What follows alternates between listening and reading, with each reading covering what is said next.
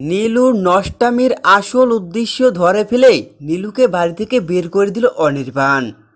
হ্যাঁ বন্ধুরা, বিস্তারিত সম্পূর্ণ জানতে হলে ভিডিওটি না টেনে দেখতে থাকুন শেষ পর্যন্ত। অনির্বাণ ও রাইয়ের সম্পর্ক ভেঙে দেওয়ার জন্যই তো ষড়যন্ত্রের জাল বুনেছে নীলু।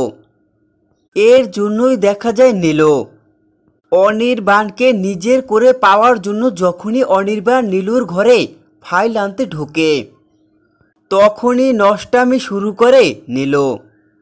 নীলু অনির্বাণকে দোষী সাব্যস্ত করার জন্য চিৎকার করে বাঁচাও বাঁচাও বলতে লাগে।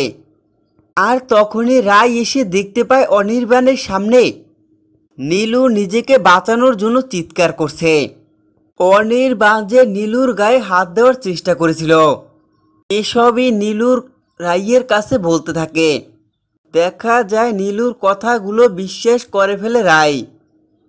এটা একদম সহ্য করতে পারে না অনির্বাণ। অনির্বাণ রায়কে অনেক বোঝানোর চেষ্টা করলেও রায় নীলুর পক্ষেই থাকে। এর জন্য চিৎকার করে নীলুকে বাড়ি থেকে বের করে দেয়।